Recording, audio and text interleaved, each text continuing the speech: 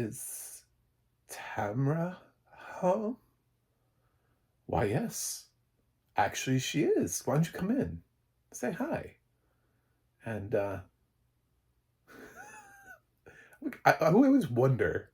Now I'm like thinking, I'm like, because they always ask. I'm like, what happens if that answer is yes? You know? What happens when the strangers ring the wrong doorbell? I want to see the I want to see the strangers meet Hannibal Lecter, you know? Ding dong, is Tamara here?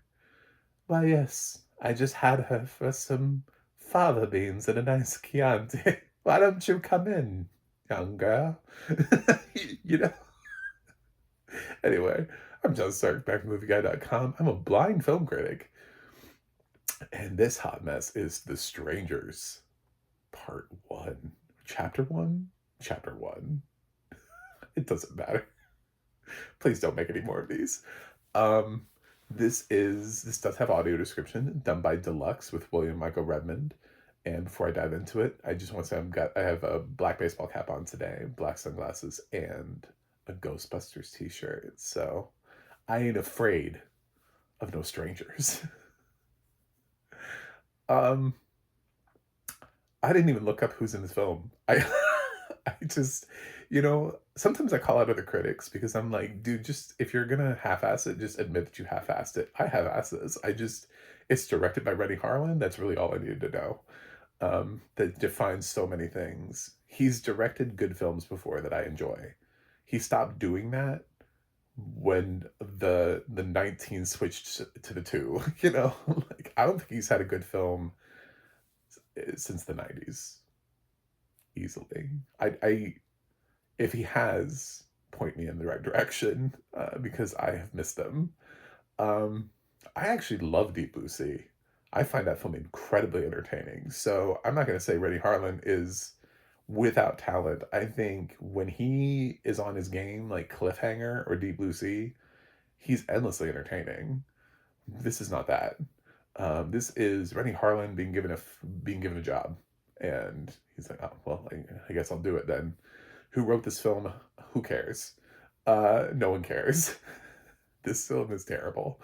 Um, this film is, as somebody who grew up, I actually grew up in a small town in, I would say, I'm going to go Midwest here. I don't want to tell you exactly where I lived, but Midwestern. So a lot of these towns with these populations, these like population 400 things. I love that for no reason whatsoever, they set up this town as being creepy. It's completely unnecessary to the plot. Like it's this couple, Ryan and Ryan's girlfriend, which is so annoying. Can we stop? We'll talk about it for a second. Okay, so not naming people, first of all. Um, I would say the trope we have to watch when we use it because when uh I know why we're doing it. It's because somebody like a long time ago wrote these rules for audio description not to there's no spoiler about her name. It's like Maya is her name, I think. And but she's referred to for a while because he doesn't say her name as Ryan's girlfriend. And it goes back to those like sort of antiquated ways of, oh, who are you? Oh, I'm Mrs. John Doe. Like you don't have your own name, you have your husband's name. Mr. and Mrs. John Doe. You know what I'm saying? Like that's how women used to be introduced. So the fact that she's referred to for a length of time as Ryan's girlfriend is unfortunate. And clearly no women were involved in the production of this audio description. There are two characters, and her name is not a spoiler. Why aren't we doing this? Like, why is this a thing? Anyway, so Ryan and Maya are driving in Oregon, and they get sort of into rural Oregon, and they find a town of a population of a little less than 500, and they see signs for Carol's Diner, and they pull up, and people are like staring at them, like like they've never seen a human before. Like, they're just literally, like, some of the audio description is that they walk into the diner and, like, people are literally staring at them. Like, the cops are staring at them. I think some other people in the diner are just like, "Have you has no one stumbled in here before? Like, are you so off-road with a population of that many? Population 23, sure. You know what I'm saying? Population 400 something? I don't buy that. Like, it's not a realistic population for the town for them to be that shocked about finding human beings. You know, I used to have a town near me that was like population 18, and you're just like, it's not like a real town, you know, it's like one of those um, things they get together, but they get like a little sign, you know, they get a little sign for their area just to let people know you're driving through, and it's like a couple houses, and they found a name for themselves to call it this little area something. And for locals, when you're driving around and you're saying where are you at, and you're like, oh, I was at Fredville, you know. People like know where that is, but it's not like really on a map. It's so like that would have been sort of the kind of place where I would have expected people to be like, "What are humans? What is this?" This is just way overdone. So like everybody who talks to them is like disinterested, creepy, obviously does not enjoy outsiders. Um, Ryan's kind of a douche, which doesn't help the situation. Because his waitress says something to them about them dating, and she's like, well, you know, I don't know how long they've been together, 4 years, and she's like, 4 years? Why haven't you put a ring on this thing yet? And then he's like, what? She says like, what are you waiting for? And his retort is like, I'm just waiting on my turkey melt. I'm like, you're waiting on your turkey melt to propose to her? These lines are fucking terrible. So it's just anyway. Everybody in this town hates them. There's like the creepiest mechanic ever, and he gets a jump scare, by the way, in a scene that doesn't need a jump scare. Ryan's car doesn't start, but they're still in like broad daylight, I think. I think they're literally outside Carol's diner, which is like full of people. So either this town is gonna murder them, and that's what like we've completely reinvented the strangers, or this is just it's just a jump scare for no reason whatsoever. But it actually got me because I wasn't expecting any kind of a jump scare, and there's that loud noise that boom. We got one of those. So I was like, oh shit, why is there a jump scare? It's like he's outside there are no strange like because like I've seen the previous two Strangers films. I've seen the first one now a couple times, so they're not here. They're not outside the diner. Um yeah, so he finds the world's creepiest mechanic to fix his car, which he's like, this is very suspicious that it doesn't work. Of course, this film has some sort of commentary on Gen X having cars with push buttons and stuff like that, and use your key fob. You know, it's like, oh my god, Jesus.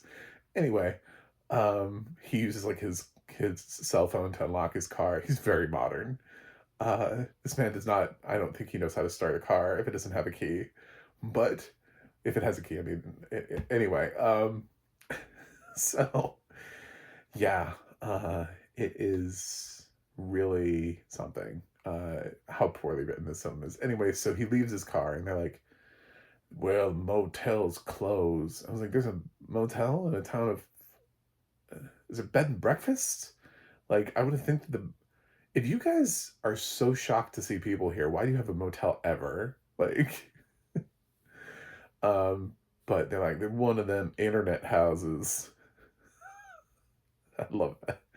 I love I love that the writer of this film just assumes everybody who lives in small towns is a fucking idiot and really creepy and like somewhat inbred.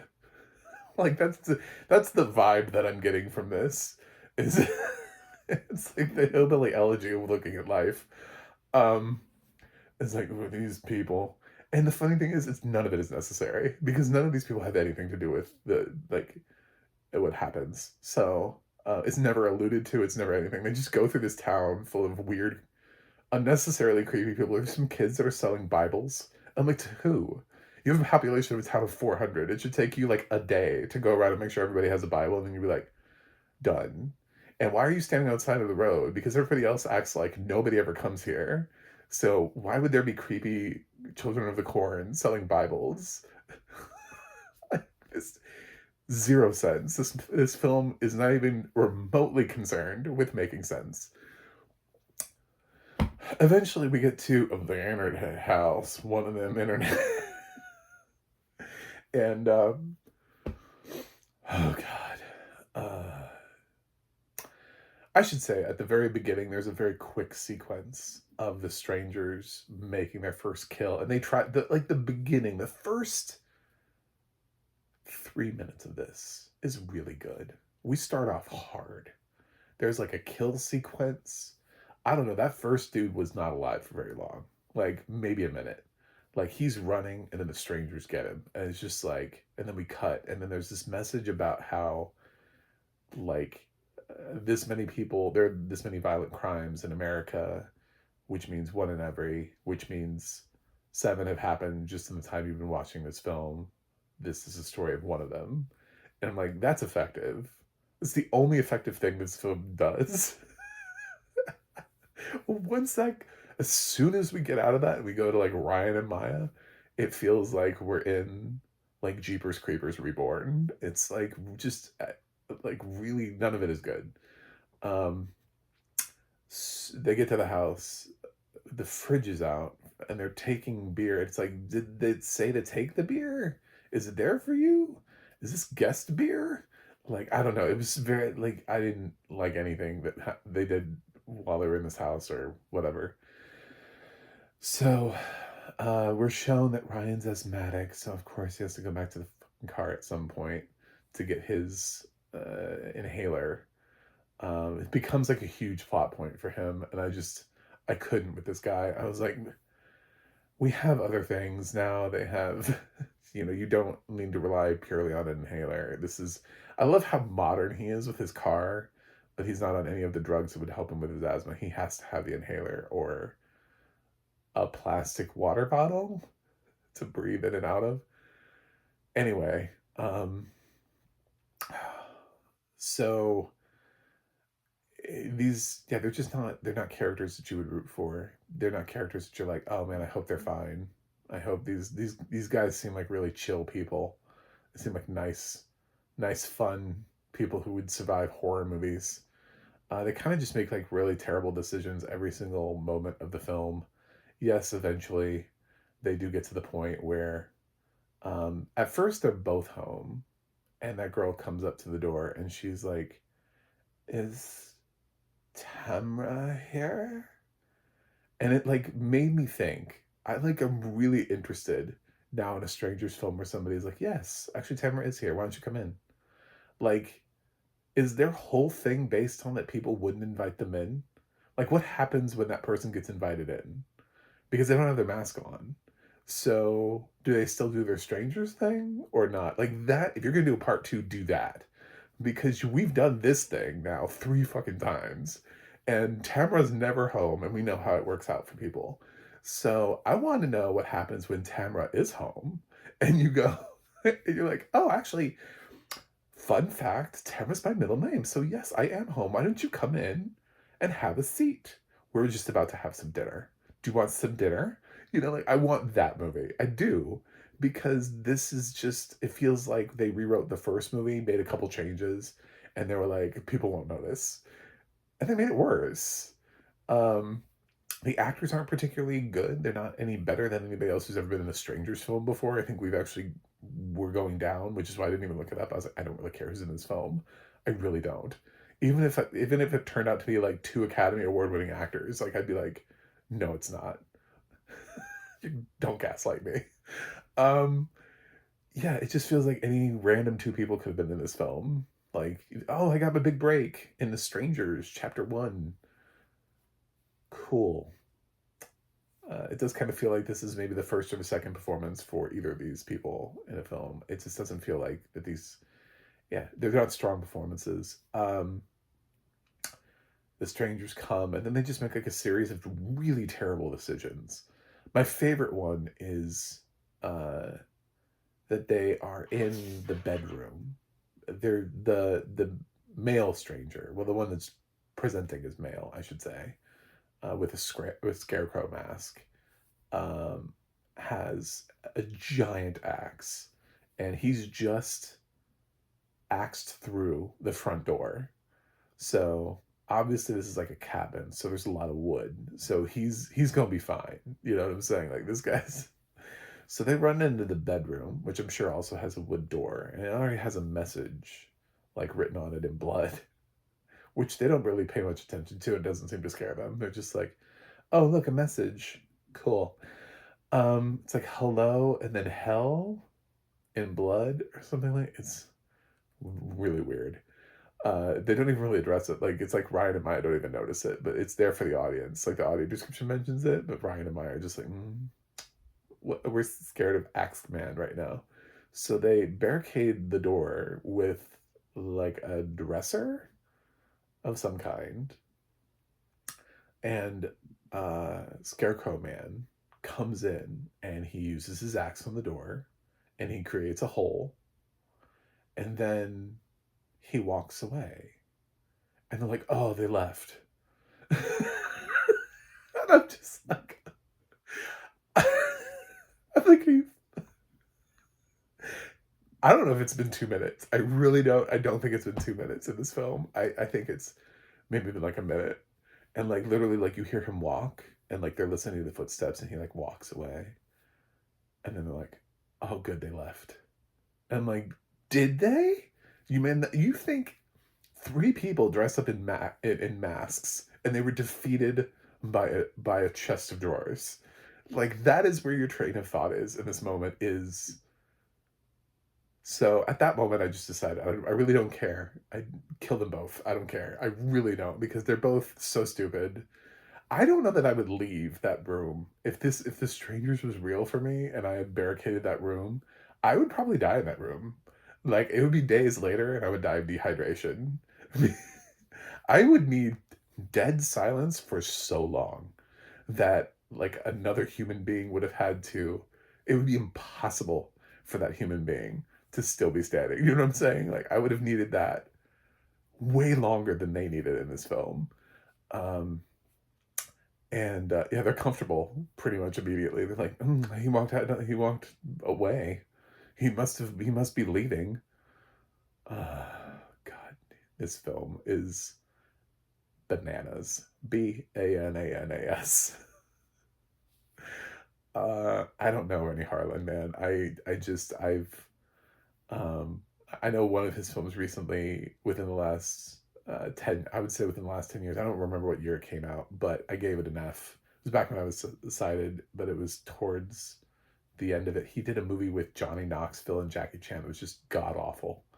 I was like, why are these two teamed up together? Um, and I failed that film because I couldn't think of one nice thing to say about it. This film, I'm struggling. I'm like, what did they do cool here? What was different? What was fun? What was interesting? What's funny is I did watch, there's another critic. I like to shout people out. I don't mind other YouTube. If you want to subscribe to other YouTubers, cool. Nobody else is talking about audio description, which I'm going to get to. Um, because this is actually part of the audio description. We're getting into that, in case you're waiting. Um, I watch Adam Does Movies. I'm a big fan. And when he reviewed the film, one of the things that he leaned in on was how this dude eats a cheeseburger. And I wanted to like I want to know Adam just so I could let him know the story, because if anybody knows Adam, I know nobody's gonna watch this film, but just let him know. So the audio description is really gets into it too, with him eating this cheeseburger, and it's like really gross, and they make sure to let you know that the ketchup is like going everywhere. So so at first he was making fun of it. He's like, yeah, the way this guy eats a cheeseburger, it's like it's really just, and it's like it's going everywhere, and the sauce and everything. And I'm like, that's obviously, it's either intentional or it's so noticeable that the audio description was like, we should point this out in the narration, because they pointed out in the narration he's dripping ketchup everywhere. It's all over his face.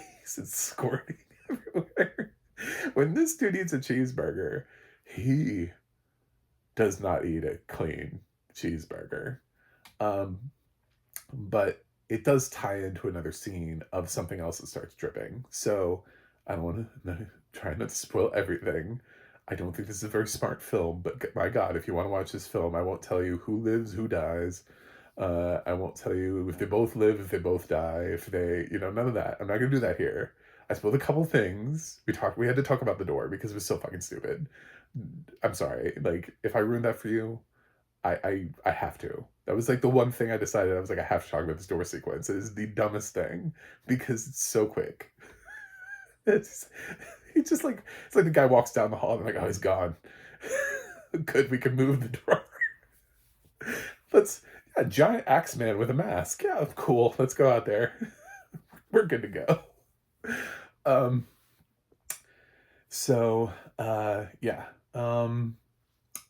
It was actually in the audio description. And the audio description, William Michael Redmond, I love him on horror films. Like, he actually makes them better. Like this movie gave me vibes of the Netflix Texas Chainsaw Massacre movie, which was terrible. And the way that he narrated that, and the way, because that also had this like desolate town, where we had this feeling of, who are these people? Why are they so, you know, backwoodsy and wrong and uneducated or whatever? Like, I mean, they're just Hollywood hates small towns apparently when they make these films.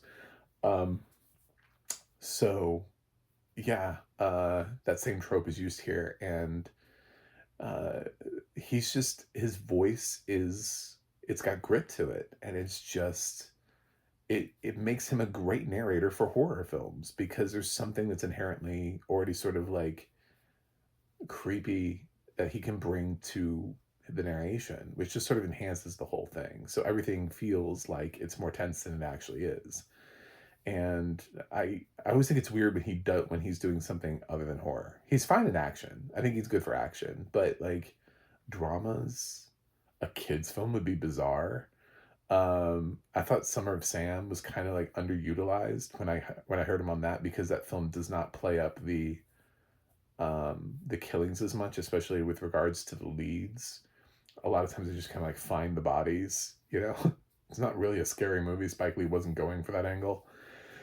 So, but I love him here. And I actually think there's really strong audio description track in terms of that.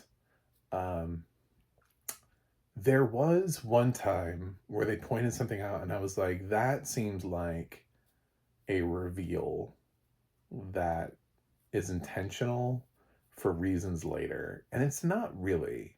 And the thing was, there's some like ram horns on the wall, and it was a weird place where they kind of dropped it in.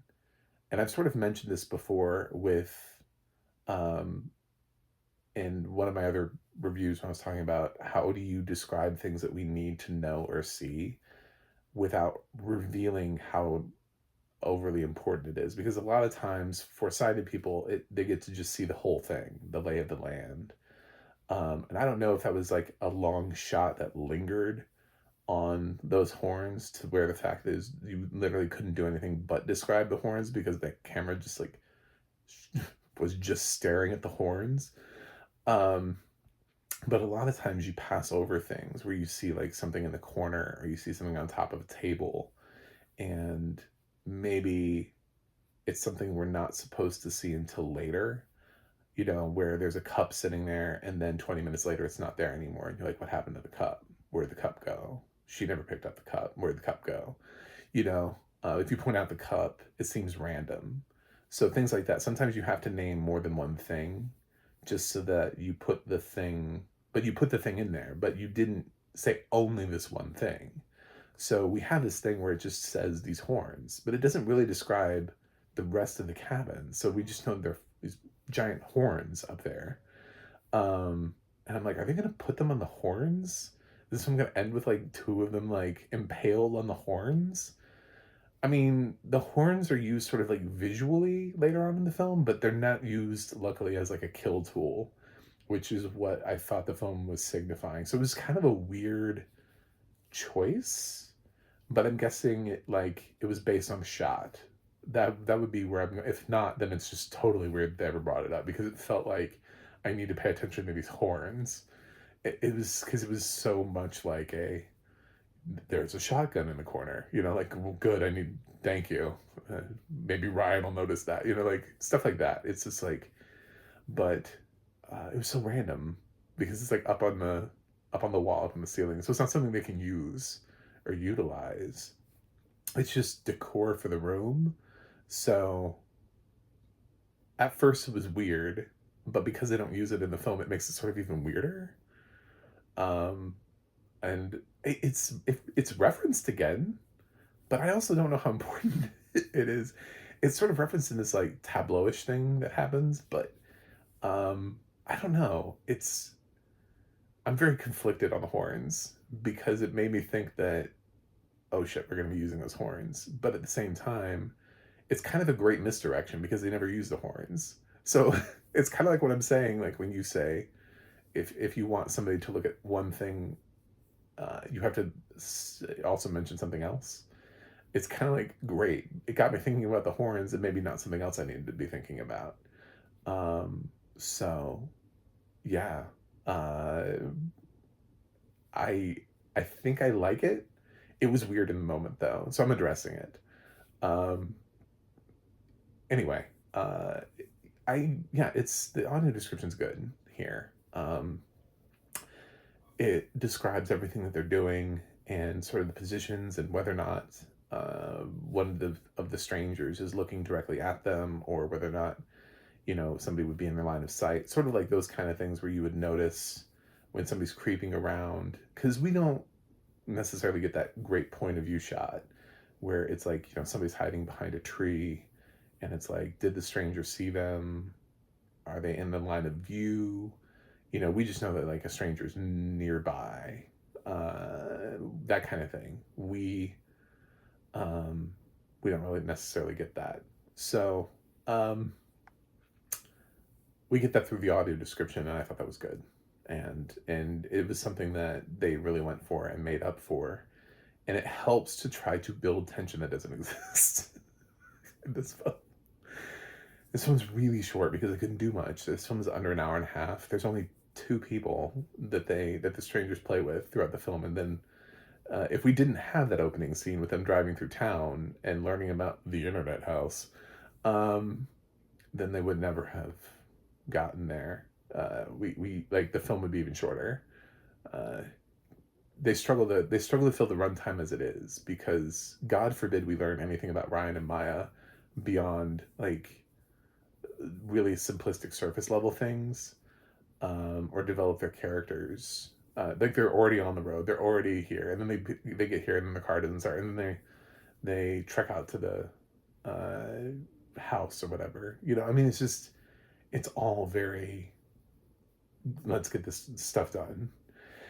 There are scenes at the end.